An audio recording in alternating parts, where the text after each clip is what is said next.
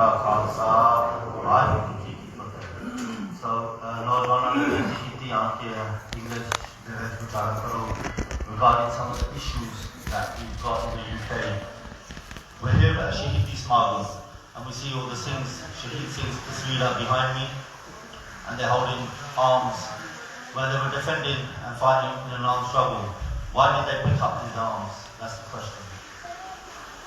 Because of injustices, miscarriages of justice. That's why. Against the Sikh Band. These are the important things that we need to understand why this struggle started and why we're here today discussing some of the issues that we face in the UK. Before I begin the workshop, and we're going to speak about the targeting of and sexual exploitation of Sikh females, we're going to be discussing, I just want to mention a couple of things which are priority in the UK. That is the incarceration of Jagtar Singh, Jaggi Johal, for 3.5 years in Dahar jail from Nava to Dahar jail, taken off the streets of Punjab, taken away from his family, his newlywed wife. 3.5 years later, a British-born citizen, this is a Sikh British-born citizen. Within that space of time, the UK police got involved and they raided 5 Sikh houses in the UK. They've targeted many Sikh activists in the UK. They've done government reports to high levels. They've targeted Godwalling. They've gone to a different level to put pressure on UK Sikh activism. Then they took it that step further, and they've gone even to a major level where they targeted 3 Najwan who are Sikh activists in the UK. They're called the West Midlands 3. I'd like you to follow their Sikh human rights page for any updates on their campaign. What they're trying to do is take these 3 Najwan from the UK and extradite them to India. Their court case is next month in September, so we're only a few weeks away. The Singhs are here as well, so you should go and show them support. Make sure you show support, show their family support, and ask them what you can do for them. Because nothing else really matters. These are priorities in the UK right now. Nothing else matters. And I'll say it, and I'll keep saying it every time they give us the mic. I'm going to keep saying it. It might be boring, it might be repetitive. It's a priority. These are our brothers. Why? Because they documented what happened and the atrocities in Punjab against the Sikh Band. What kind of documenting did they do about the disrespect of our Sikh about how people targeted and massacred innocent families for speaking up for justice? And obviously today's workshop we're going to be discussing about Defend the Izzat and why it's a priority in the UK. I'll be telling you a few of the issues, what happens as an activist org in the UK from CQ UK, and then we've got one of our little sisters here, Bibi Simko. She's going to be talking about the solutions to the problems. So if we go to the next slide, just give you a brief introduction. We actively started doing work on this in 2012, 2013. Although several of us have been doing this for countless years, CQ UK formally formed in 2013 as a workshop forum, and we started getting together and actively getting involved in Seva on the front line. As you can see, some of the stuff we were doing, tournaments, we do annual events, we do annual conferences, we support every Shahidi Smagan, we support most Northern Justice on Dia. Like what I'm saying on stage today in Guru Maharaj Hazuri, I'll say on TV, I don't shy away. What happens, who targets us, I'm not shy. I've been on all major national TV channels and we'll continue to do it. We ain't got nothing to hide, and we continue to speak about the injustices and the targeting of Sikh females in the UK.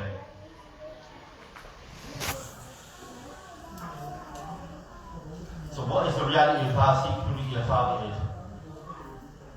There's 3 types of perpetrators and there's 3 types of predators. There's ones that target an older male targeting underage child. There's some who are both underage, and then there's those who are in a coercive relationship. It's called coercive behaviour. They build a relationship with a child before they're 16 and then take advantage after they're 16.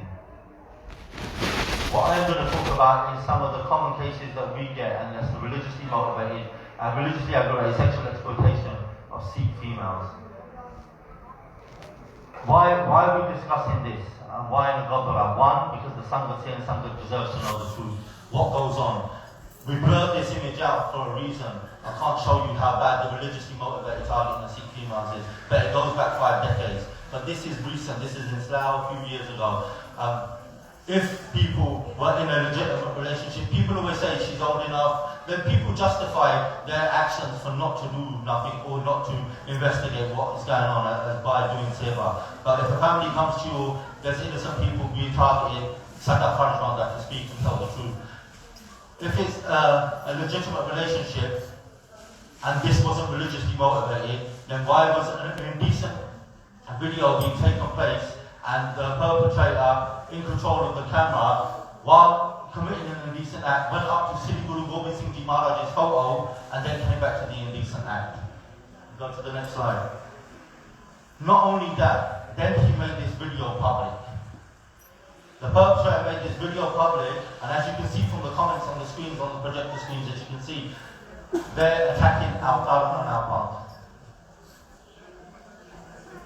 This is just one example I've just given to you in front of the Sangha, and there's thousands. Thousands. But this is just one. It goes back 5 decades, like I said. We've got articles here going back to the 60s where Sikh females being targeted. 1960s. Just imagine then, what, the migrants, some of our families, our forefathers, my mum, my dad, they would have been coming to the UK in the 60s and 70s. So this is in the 60s. Families would have been coming from, Sikh families would be coming from Punjab to the UK and from Kenya to the UK. Okay? They'll be coming here, and some of the atrocities that they had to face, and it didn't come, like, there was no justice. These are the only articles that we could get, and these are only 1 or 2. This is 70s, I'm going to, there's more. In the 80s, so this carried on from the 60s, 70s and 80s when families first arrived here in the UK to come to a better life. But they didn't get a better life. They got targeted. By whom? By people who understood our culture, by people who understand how to exploit our, sensitivities, our vulnerability. They knew how to exploit that. In the 80s was when Sikhs started to stand up and fight back. Many Sikhs went to jail, many incidents took place when Sikh brothers were fighting, families were fighting back. Innocent families, innocent family members, fathers, brothers, sons, were trying to speak up. They would go to the authorities. With no luck, with no joy, then they were targeting themselves, made out honor-based violence, and these types of language was used by the authorities, and they, instead of investigating the perpetrators, they start investigating the families. Chief by Gurcharan Singh from Warsaw, very active. He was an ISYF member. He was very active in doing Gurmat camps. He used to educate and support the youth. He did so much in the West Midlands. People could go to him with issues. He would speak about the Khalistan Sanghars, and he would also stand up for our Deepandeism in the UK. Not many people did both. In the 80s he did that. He's a Shaheed. We should do our research, read up on his Jivaniya, and never forget 1984 and 1984 tribute. Check out their Jivaniya. Read out what the sacrifices were made for us. This is a Singh who was active on the ground in the UK.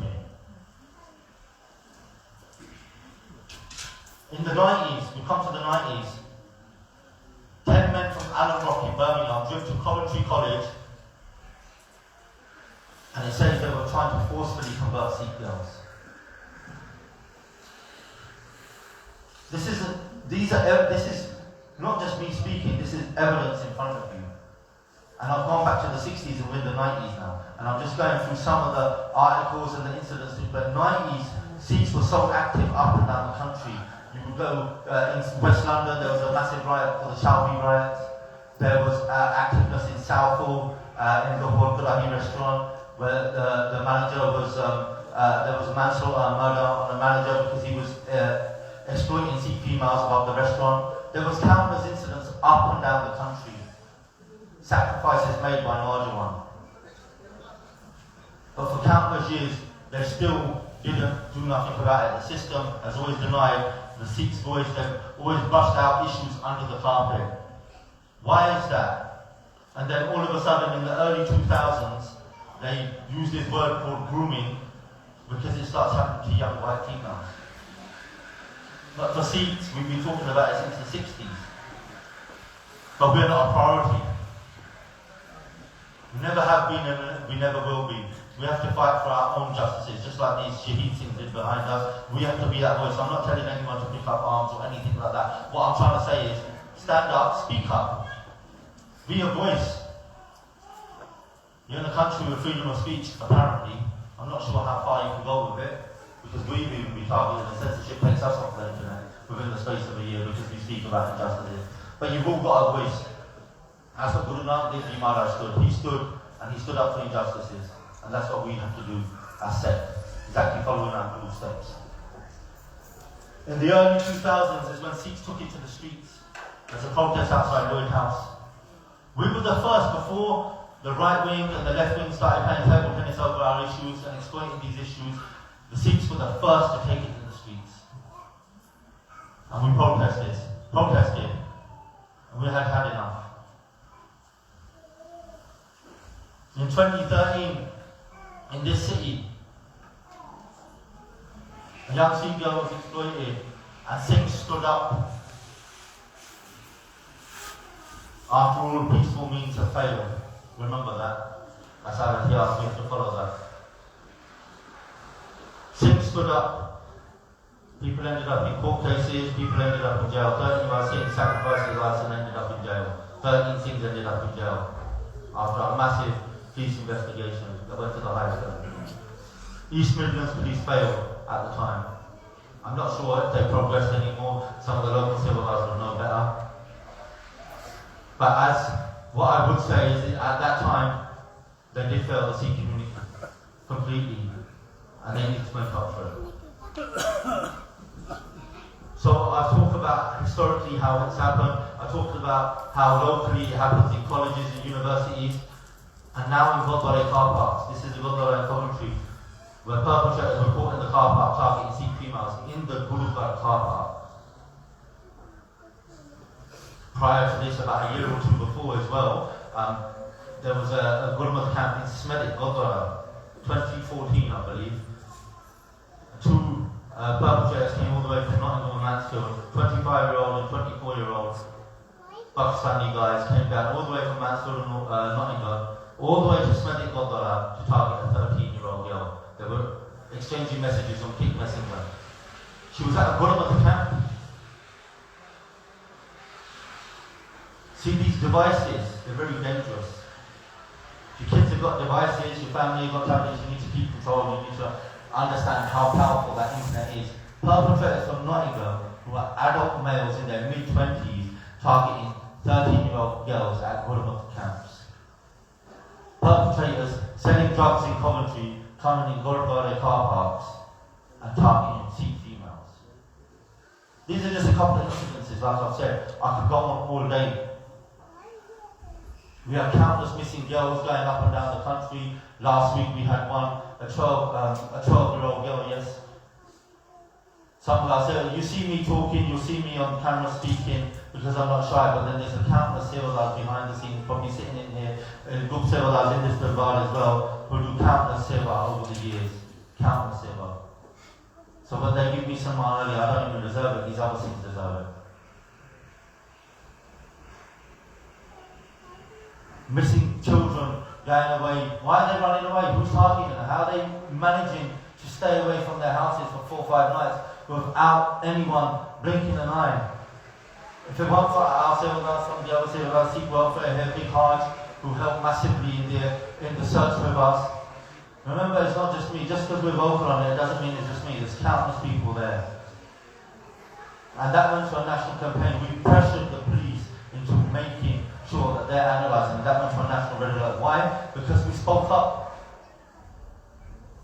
And that's what I'm trying to explain to you. You have to speak up against injustice. Don't turn a blind eye.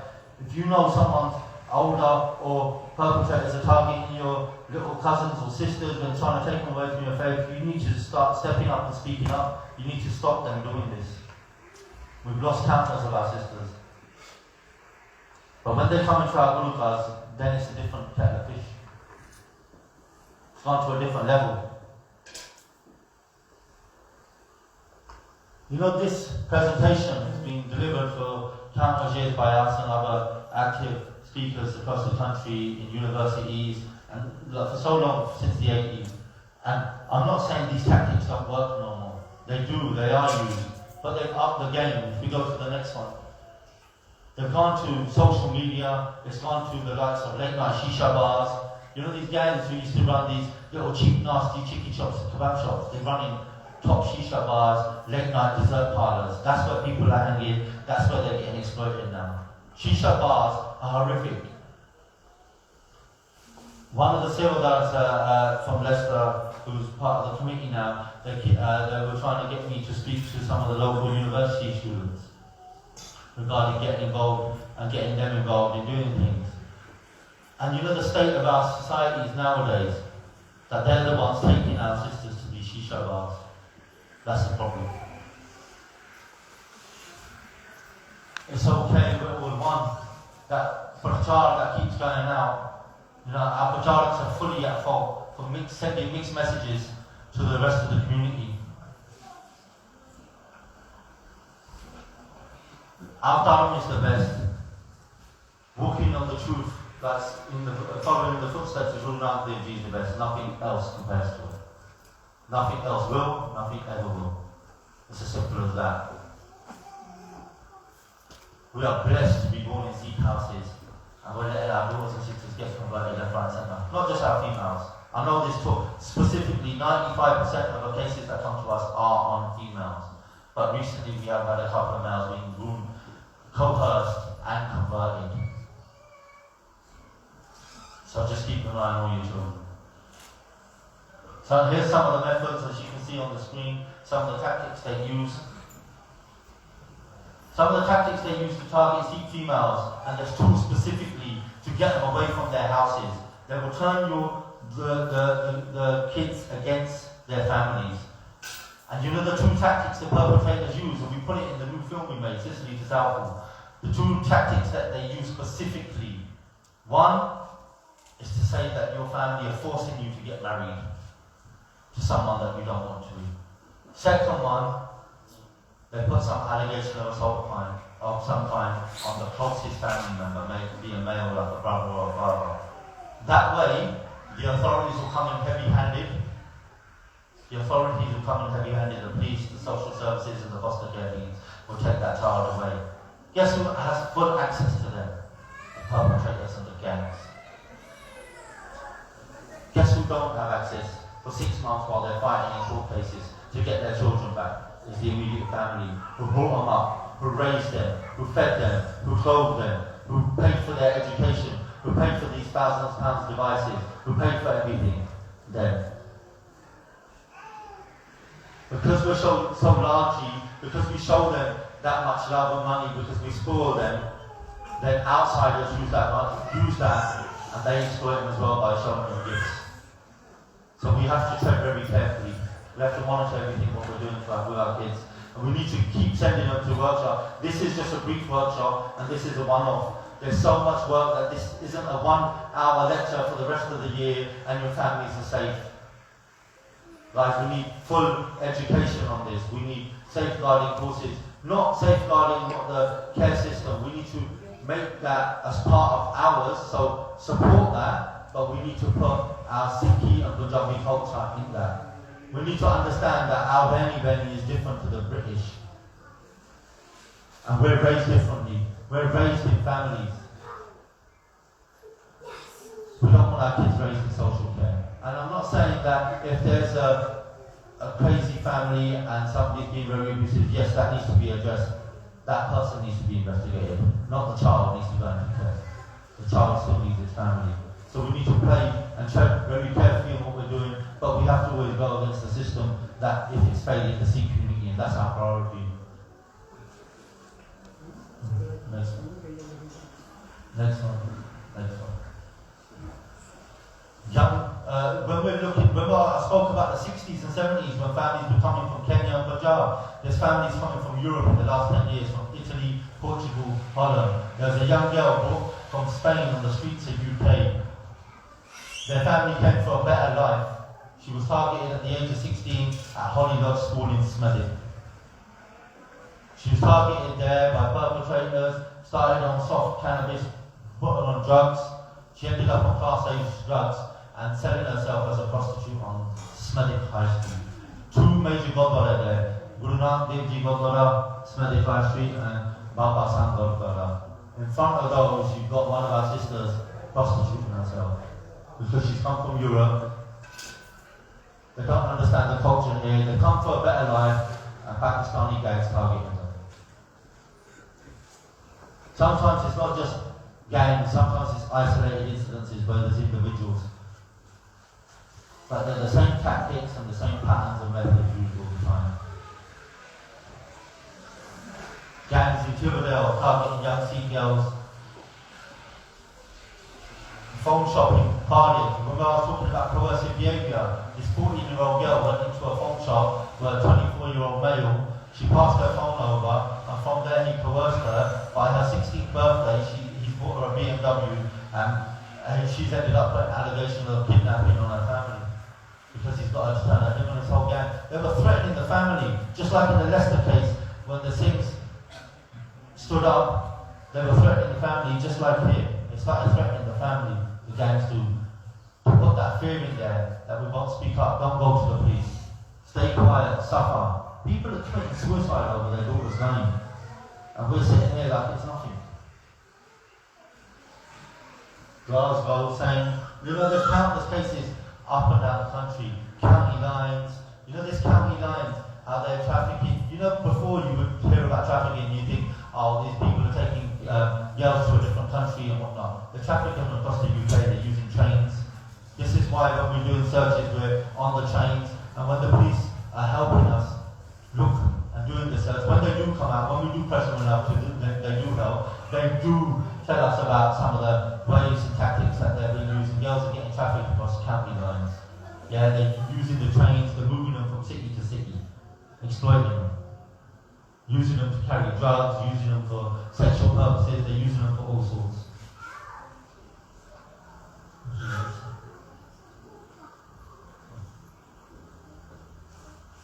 I showed you how they targeted camps, Gurdwara.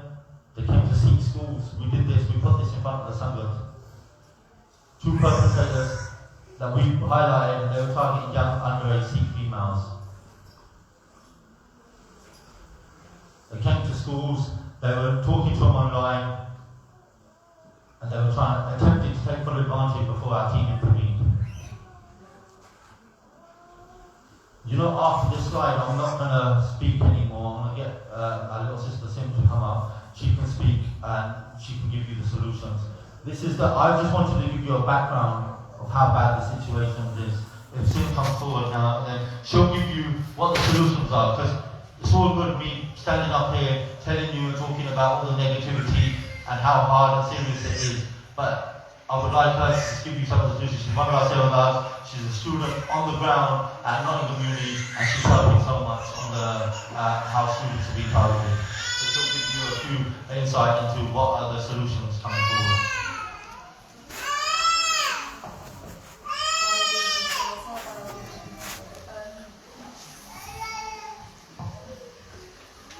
So to start off, we have two Instagram pages that are up right now. So as you know, CQ is no longer up.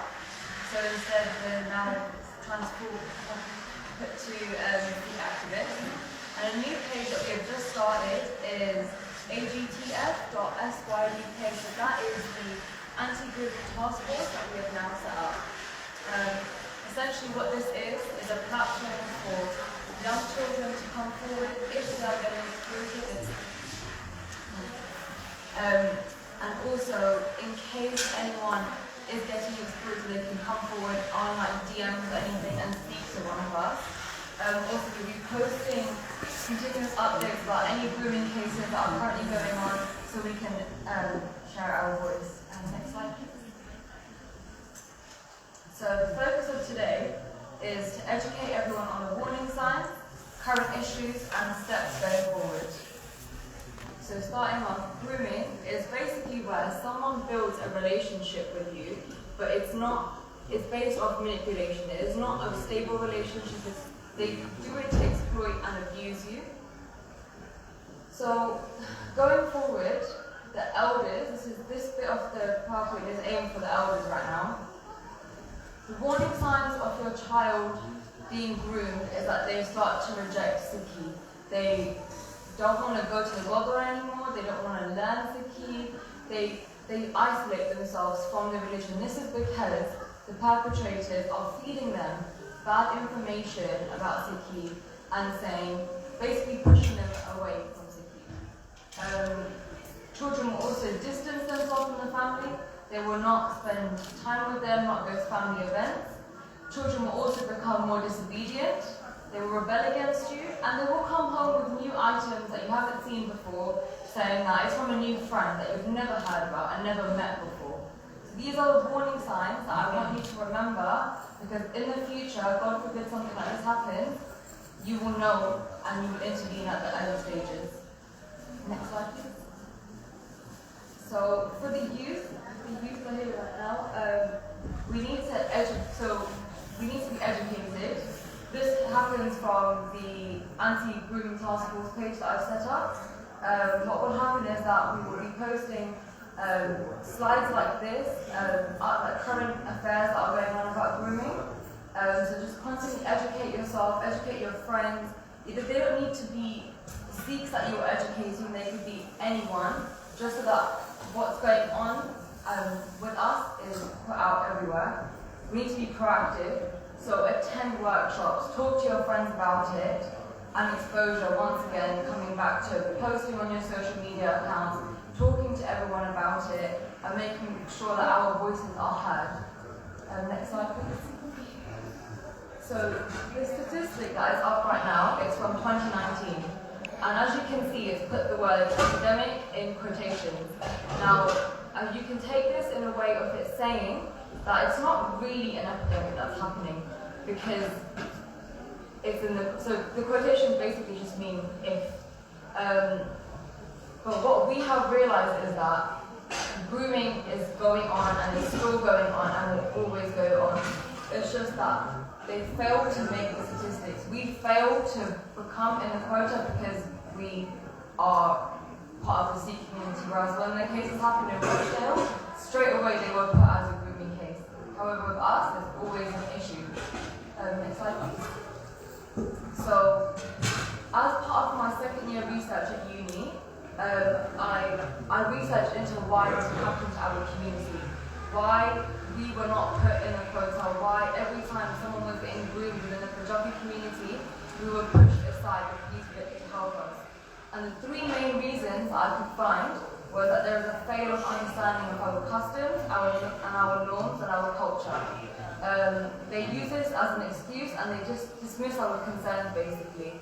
There is a failure to deal with sensitive cases, and the Sikh community fails to turn towards the police because of their neglect towards us in the past. Next slide, please. So, why are Sikh females are easily targeted for grooming? One reason is because of location. Where we stay within a community, and it's very easy to find out what Sikh females are, so where the Sikh females are and how they look. So, for example, there's the Golden Triangle, which is Derby, Leicester, and Nottingham. In this area, there's a lot of grooming that happens. In Southall, there's a lot of grooming, areas like Hounslow, Slough, areas where there are predominant communities like Sikh communities. Another reason is relationships. So sometimes there's a failure of having a close relationship with your child, where they can feel open to tell you everything that is going on in their lives. This might cause them to drift away from you and not come forward to you when they are going through this. Third reason is that there are first-generation immigrants. They are unaware of things such as the grooming hotspots and what to look out for. This is why it is very important to attend talks like this, workshops like this, and also use your voice on social media and everything to make sure everyone is aware. Also, it's just part of how society is. Girls are deemed as the weaker gender. So they are very easily vulnerable, they are easily manipulated. And groomers, they're very, very cunning people, right? They know how to get into your head, they know how to say things to you that make you believe that they are right. And I think that's all for me.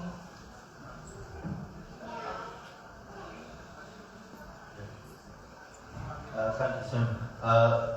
That was some of the solutions that we've got. We've got young females like Sim helping. She's got several others with her as well. They're on the ground at uni. They see what goes on at uni. This is why several others come forward to make a difference, and it's important people like Sim and other several others come forward to help make a difference. You know, putting these stats together, putting reports together. As you are aware, we did a government report. We did a report for the religiously aggravated sexual exploitation of Sikh females. We've handed that to the Home Office. They know how bad and serious this is.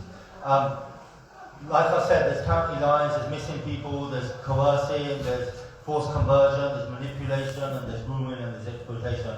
This isn't a small thing. This needs full-time dedication. So, you know, we want to thank Sim for coming forward and all the book seminars into the bar and outside who've been helping for countless years.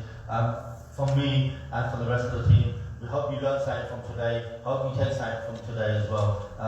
That's all. I wanted to say. Just remember, as I finish off, the big case for the West Midlands 3 is next month. Make sure you get involved, support, turn up to court, and try and make a difference and support them and their families. Why would you go?